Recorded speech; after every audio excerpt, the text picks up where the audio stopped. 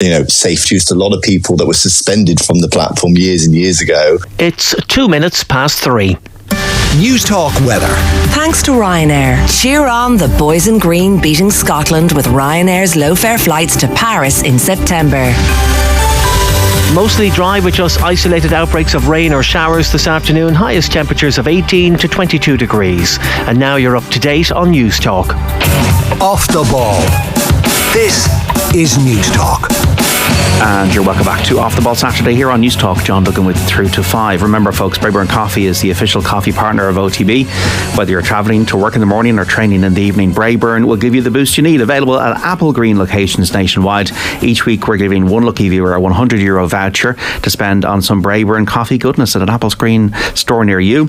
To enter, just check out @Off the Ball on Twitter. Just like and retweet our Braeburn competition post, and you're in the draw. Let's talk football now with the Cobh Ramblers boss, Shane Keegan. Shane, how are you? John, how are you getting on? 1-1 draw with Galway last night down at St. Coleman's. Shane, they're going to win the first division, we know that, but you must be obviously hopeful of the playoff going your way and you may get promoted. Is that an expectation or a hope, or where are you at with that now? I'd say that might give the powers that be that run the club a heart attack if we actually did go up, John, to be honest with you. I don't know how well we'd be equipped to be a Premier Division club, but look, I'm sure they'd manage to deal with that headache if it was a headache that was presented. But look, the reality is Galway will go up as league winners almost certainly, which means Waterford will finish second. They're a serious side themselves and Galway will be the only two full-time sides in the division. Waterford will head into the playoffs as massive favourites to come through it, which would be the expectation. But we're going very, very well, John. We would like to think that we have enough about us to be in the playoffs when we get there, and look, anything can happen once you get that far, You met Don Deasy again last night, did you? I did. He was equally. He just has a fantastic way of managing to compliment you and insult you in the one go every time he opens his mouth. But no, I shared a quick drink with him after the game. There, he's some man, a great laugh.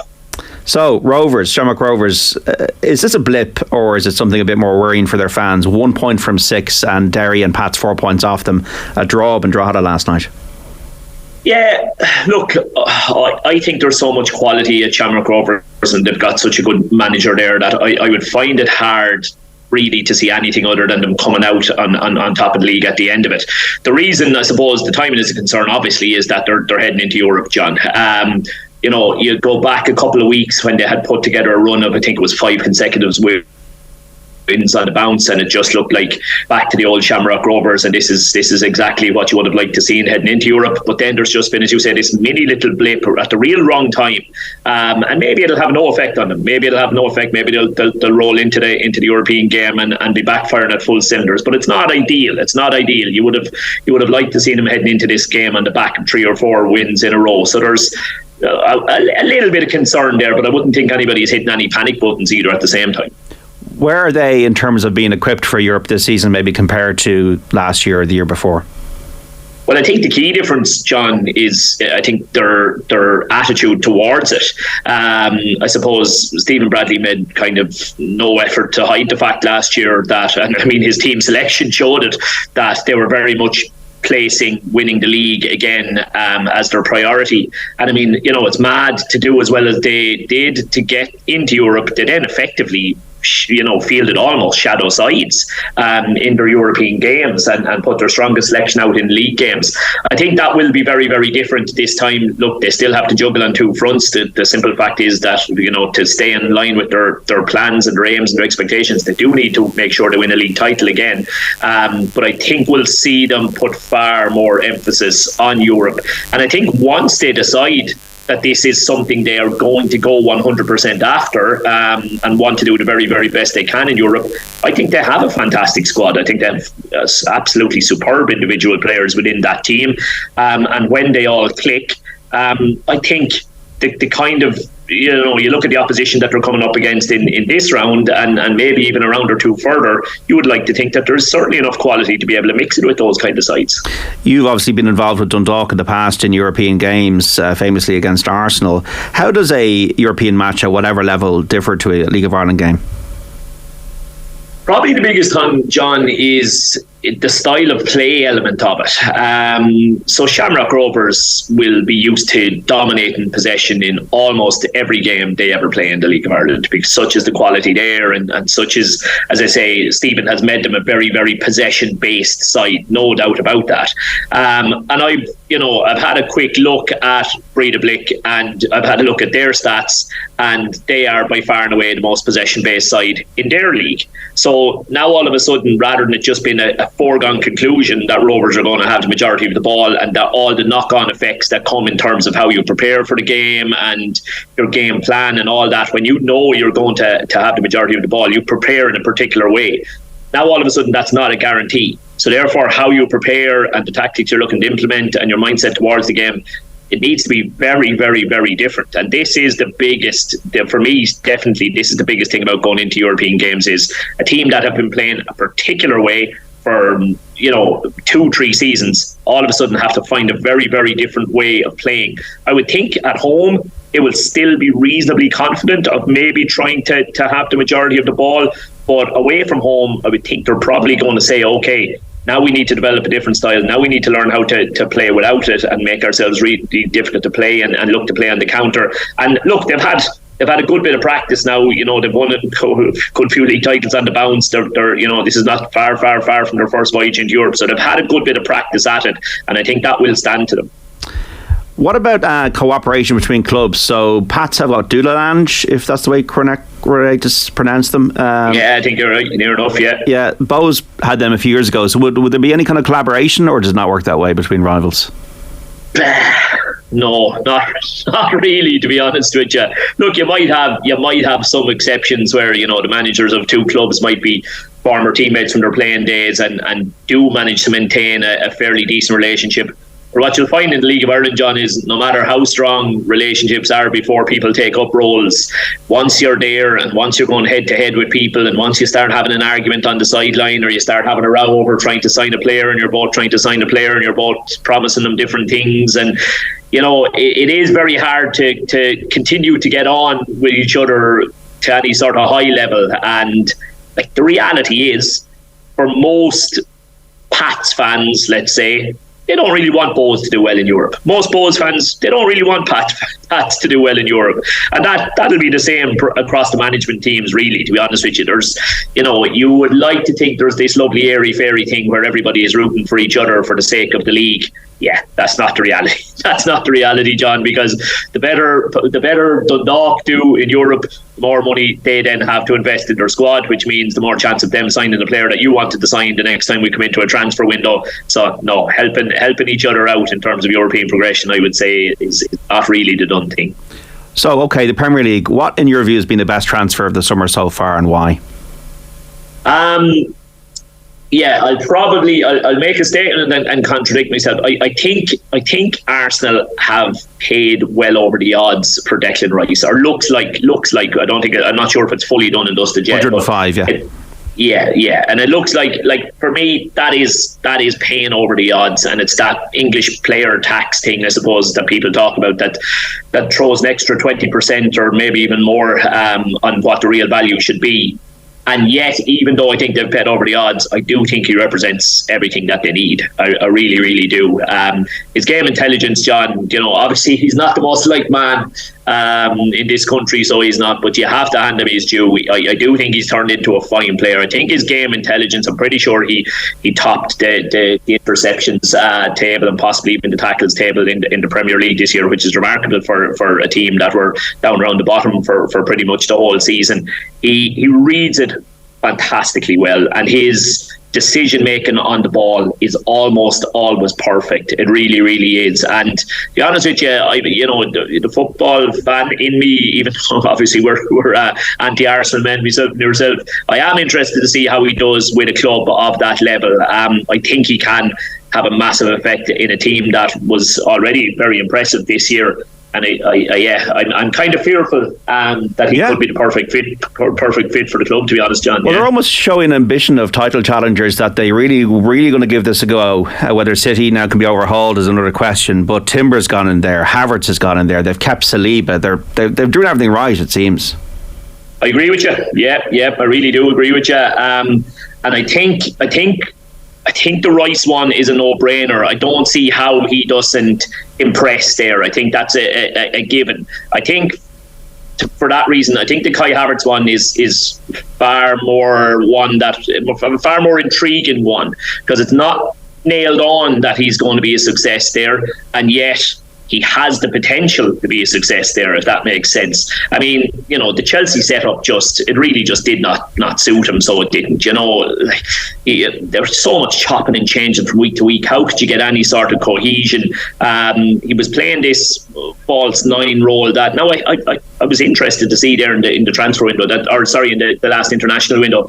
That does seem to be where he's playing for Germany as well, whereas I would never have looked at that as being his best position. I think if you can give him that kind of traditional number 10 role floating behind an actual proper out and out centre forward, I would have thought that's how you get the most out of him, and I would have thought that maybe that's how Arsenal look to use him. Obviously they'll have Gabriel Jesus there. If you've got Kai Havertz playing just off of him and a bit of freedom to go wandering around rather than having to be the pivot or the main focal point in their attacks, I think you'll get far more out of him that way. And he is a player who has the potential to kick on, because when it comes to Germany, he's still pretty much near enough one of the very first names on the team sheet, Yeah, he's a moments player. I think Kai Havertz obviously scored the winning goal in the Champions League final. Thomas Frank is somebody I really like. I think I like the way he thinks about the game. Nathan Collins has gone to Brentford now. 6-year deal, which is a real vote of confidence in him. He'll have Ben Mee as a sidekick in defence. A good move? Yeah, for me, it's a super move for him. I don't think he did a whole lot wrong at Wolves, to be honest with you, John. I mean, when a player is out of a team, it's usually it's for one of two reasons.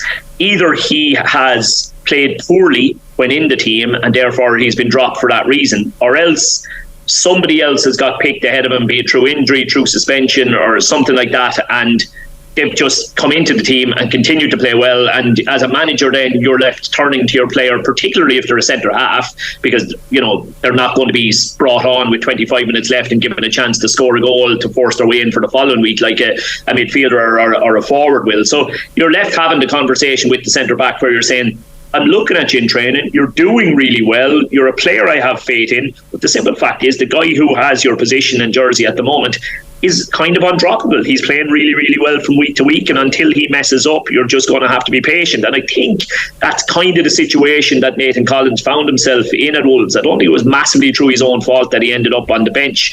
And we see him in an Ireland jersey. I think he's a top quality player. And you would like to think, as you've said, that strikes me as a manager who's definitely capable of getting the most out of him. And I think he has the potential to have a really, really good season this year for them. Now, it's breaking news in the last hour that David De Gea is leaving Manchester United. It's the right time to undertake a new challenge, says the Spaniard. 32 years of age, 12 years at Old Trafford, 545 games. Obviously started his career at Atletico Madrid. It's a funny one, David De Gea. I always felt watching him that at times he was sensationally good and other times he was like Calamity James. Maybe it's a confidence thing with goalkeepers, but I wonder what his legacy will be at Man United. Yeah, I actually heard Joe on Off the Ball. Joe had Andy Mitten on the other night, and I thought their conversation was very, very interesting. Like I wouldn't have realised. I'm not sure, did Andy say 3 or 4 times, but he's been Club Player of the Year either 3 or 4 times. I think Andy Mitten was saying like that at a club the size of Manchester United. I doubt there's too many players in the history of Man United who've picked up the award 3 times. So he has been, as you say, at times. He's been the outstanding player at the club, and when he's at his best, I mean, if you put together, I suppose to hammer home the message you've just put together there, if you put together a highlights reel of David De Gea's best bits, it would rival almost any goalkeeper I can ever remember in terms, like you can immediately think to 2 or 3 absolutely sensational saves that he's made in a Manchester United jersey. There's no doubt about it. And then you could also put together the bloopers reel that, if you wanted to zone in that, you could say, how was this guy ever good enough to be in a Manchester United jersey? And that's him. I know that's kind of the life of goalkeeper to a certain extent, but I think even more so him. I don't think you could go to those extremes with the likes of an Ederson or an Alisson. We probably haven't seen as many bloopers. Obviously, he took a while to settle in, and there was major question marks over him at the start, John, but he really, really did grow into the jersey. And I think no more than a manager, look, everybody calls for the manager's head when things aren't going well, and then once he leaves, everybody reminds you of what a great fella he was when things were going well. I think that's kind of how it's going to work out here with David De Gea. I think a lot of Man United fans would probably say, oh, he's past his best, or he wasn't good enough for us last year, we need to move him on. And as soon as he does move on, I think a lot of them will say, but you know what, overall, when you look at the big picture, geez, he was excellent for us. Mason Mount, a bit of an odd one for me. When I was thinking about United in the transfer window, I'd be thinking, well, they need to get a striker, they need to get a centre half, another attacking midfielder. Maybe it's a reflection on the likes of Eriksen and Sancho, but is Mason Mount going to be a winner with the fans? I think it'll definitely be a case of the jury will be out on that one, to be honest with you. Again, you described Kai Havertz well there as a moments player. I probably haven't seen enough moments from Mason Mount.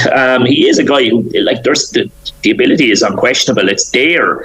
He just seems to.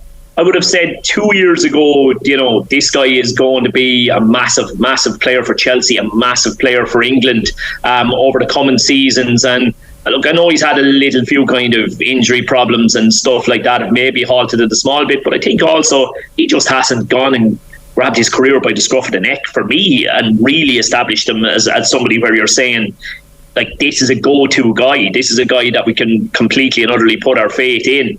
I mean, where does he slot into? I would be very interested to see where do United see him being a starting player? Is he going to play deep alongside Casemiro? Is he going to play in the 10? I mean, if he's playing in the 10, what are you doing with Bruno Fernandes? He's still got a bit to prove, John. I think that, as I say, the potential is there. I expected big things from over the last couple of seasons, and it's just drifted. And I suppose from his point of view, he will be hoping that a move like this is exactly what he needs to kind of kickstart things again for him. Liverpool needed midfield replacements, and they've got that in the form of Alexis McAllister and Dominic Szoboszlai. Are they the players who are going to really sort Liverpool out in that department, or do they need more reinforcements in the team? Is this good business, I suppose, is what I'm trying to get to at Liverpool? Yeah, you did well to pronounce the second one. I'm not going to bluff and say I know much about him. I don't. He isn't one that would have massively come across my radar. McAllister obviously is one that we know far, far more about. He had he's had an absolute fairy tale 12 months. He really has. To head off to a World Cup as a Brighton player and somebody who was probably even heading to the World Cup, I think he was still floating under the radar, John. Yeah. But he was out. He was brilliant when he got out there, absolutely brilliant. And then he carried that form straight back into the remainder of his season. Brighton, obviously, as a club, had a superb season, and he was the fulcrum of all of that. And he's definitely going to bring the energy that's been missing. There's no doubt that energy has been missing there with the drop off in form, which was, to be fair to Liverpool, it's easy. I get it. I get that supporters are saying, how did we end up going into the season with this midfield? But I think the drop-off in standard of Fabinho, even Jordan Henderson, who is a player I really like, I think that's been steeper. That decline has been steeper than the club would have predicted, I think, definitely. And that's why they've been caught on the hop there a little bit. I think, to be honest with you, the intriguing one on the midfield is going to be the shape and the tactics and how they go about it, because they've essentially just copy and pasted the Pep tactic of the fullback moving into centre midfield when you're in possession of it.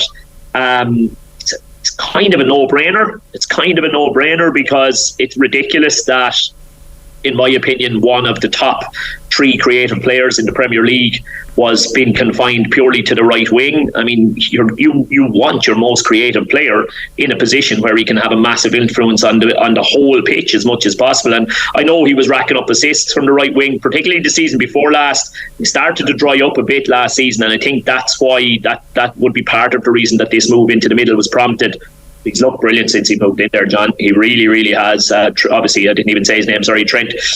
He's looked brilliant since he's gone in there. And as I say, they're just literally doing the exact same as City. It's just they play with a back four when they don't have it, and then as soon as they have it, he shuffles into the middle.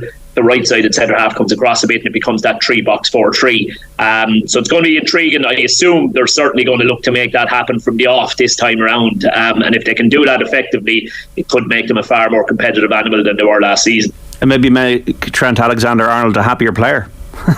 Oh, definitely. Listen, definitely, no doubt about it. He looks like a fella who is absolutely enjoying that new role to the maximum, and as I say, understandable. You know, like you have to remember that this is not a player learning how to play midfield. Trent Alexander-Arnold was a midfielder who had to learn to play right back, so it's a complete no-brainer. He played centre midfield pretty much his whole underage career at Liverpool. You know, sat down for his development plan as he kind of got towards the end of his academy contracts, and they had a look and said, right, what position do we think is up for grabs in this Liverpool side? Where could you make yourself a regular? And decided that it was right back. So they turned the midfielder into a right back. So it's absolutely seamless to flip that around and just have him revert back to the role that he pretty much learned his whole way through. I think a big part of it as well is that right side of defence, because you need a good player who can kind of, you know, seamlessly wander out into that right-sided role when he's gone into midfield. And in that sense, you know, I always think Konate looks more comfortable at that probably than Matip does. And they probably need to keep him fit and available for that tactic to work to its best. Has there been a transfer that surprised you, or one that you were really disappointed about? Not even as a manager, but just as a football fan. That, oh, this player really worked out. I never thought this would happen, and it's been a sensational transfer. Or on the other hand, oh my God, I'm so disappointed. I remember Ilya Dimitrescu at the World Cup was brilliant for Romania. Went to Tottenham, who I follow as you do. 18 appearances, complete flop. We've had plenty of them. Soldado, pretty much everybody who was signed with the Gareth Bale money. Yeah, Eriksen aside, yeah, very true. Yeah, one by one, kind of all flopped. I'm trying to think, have we had a version of it going the other way, John? I suppose Son. We didn't really. Yeah, I was just going to say it. We didn't really know fully probably what we were getting when Son signed. You know, I think he has way over and above succeeded any expectation that the club would have had from him. He's been the shining light, but it's reasonably easy to have been the shining light based on Spurs' transfer policy over the last few years. I don't think we've got too many right. I think, to be fair to him, I think Bentancur showed a hell of a lot before the injury came along. He is a fella that you would like to think back fully fit could be a really important player and has the ability to be a good signing. But I mean, as Spurs fans, if we're talking about our own club, there's certainly been far more misses than hits over the last few seasons, that's for sure. Seamus Coleman is the obvious one, I think, from an Irish perspective. Listen, 60 grand. Like, absolutely incredible. It is. And they'll do, you know, I remember I was doing my A licence with the IFA up in the north, and I was doing it with Didier Gat. And Didier Gat was down to the final three in the interview process for either the Hibs or Aberdeen. I can't remember. It was either the Hibs or Aberdeen job. And he thought he was going to get it. He didn't get it in the end. But I remember him saying to me, there's got to be more Seamus Colemans over there. Who are the guys? Tell me. And I remember at the time Chris Forrester was flying it, and I was singing the praise of Chris Forrester, and Ronan Finn were flying it. This is a good few years ago. They were the two standout players. And, you know, as far as Agat was concerned, as soon as I am made manager, I will be phoning you to sign these two players. I want these two players straight away.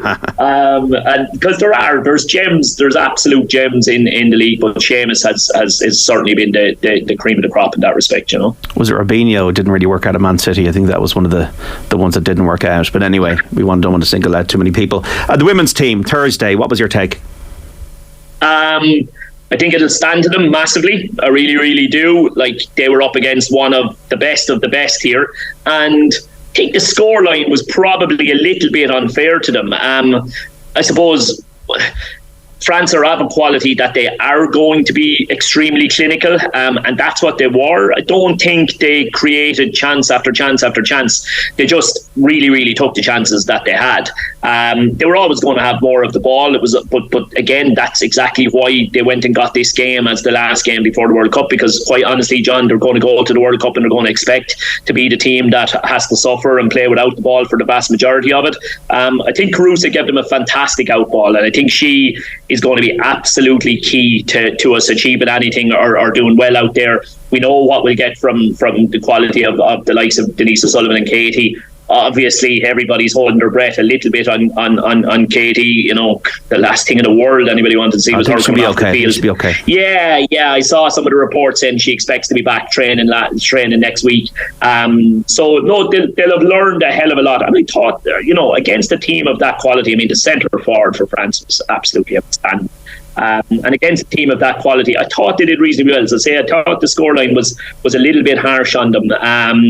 And look, just the excitement around it. The excitement around it is going to be colossal over the next month. And you're just really, really hoping they can go out there. And I think expecting them to come out of the group is probably a bit above what is achievable in reality. But just go and give the best possible show, and you can be in it, be in fights, be in games. And I saw enough in them the other night, particularly in that option with Caruso, to make you think that, set pieces, by the way, as well, would be another huge thing for them watching the game the other night. The noise around Vera Pauw, do you think that's a distraction in any way for the players? Look, I don't want to get into the ins and outs of it, but just in terms of the players, will the fact that they're going to Australia, they're going to the World Cup, they know they're going to be in front of 80,000 people, it's the best moment of their lives. Hopefully all the stuff that's been swirling around will be in the back burner. I honestly don't think it'll distract them in any way, shape or form. I think people... media people and supporters and all of that kind of stuff, we tend to see the stuff that goes around the club, be it all Newcastle and who they're owned by and the grief they'll get, and will that affect players, or at League of Ireland level, there's been situations where the ownership, there's been question marks around the ownership and question marks around discipline, or all these kinds of things, and that this question comes up regularly: will that affect the performance on the pitch? The players don't absolutely care nothing about all this kind of crack. All they want to do is get on the grass. They don't read or see half the things that we think they read and see. They're in their own bubble. They're just concerned about the next training session, the next match, all of that kind of thing. And I think they're just going to be full of excitement and ready for it to go. I think they'll be paying very little attention. It'll be, if anything, will it be a bit of a distraction for Vera? Possibly. She's the one who does have to deal with all this and face the questions, and it has to be, I was going to say, an annoyance. I'm sure it's more than an annoyance. I'm sure it's something that probably is affecting her as a person deeply. I can't see how it can have any other effect, and the timing of it being dug back up is mischievous at best, and I think she's going to have to be very, very strong to keep her head focused. I know if I was in her shoes, my head maybe wouldn't be where I want my head to be heading into the biggest tournament of my life. But the players, I don't think it'll be any effect on them, to be honest with you. What's our expectation then? Get out of the group? No, I think it'll be a big ask. I really, really do. I think it'll be a big ask. I suppose my hope is that it's still alive going into the final group game. My hope is that it's still alive going into the final group game, and that they're able to go out with something to fight for and give it a real good rattle. But people need to understand that it's not expected for this team to get out of the group, and if they do achieve it, it ranks up there with one of the great kind of Irish sporting achievements, in my opinion. That's not to say they can't do it. They can absolutely do it. But if they do it, we need to respect what a monumental achievement that will have been. Shane Keegan, Cobh Ramblers manager, great to talk to you as always, and the best of luck with the rest of the season. Cheers, John. Talk to you soon, and we will be back after the break talking about the US Women's Open and also previewing the Irish Under-20s as they prepare for a World Cup semi-final against South Africa tomorrow. Off the ball on News Talk. Tom Dunn. From Blur to Oasis to Damon versus Noel, Ennio Morricone to Bowie the National, Stone Roses, Christy Moore, Lana Del Rey, and all points in between. Music for people who know that music didn't just stop when the Beatles quit. Tom Dunn, The Music Show, Monday to Thursday, 10 to midnight. On News Talk. Come here, so what's the story with John and his zero alcohol beer? Maybe he's pregnant. John's pregnant. He kept that quiet anyway. He's probably training for an Iron Man or something.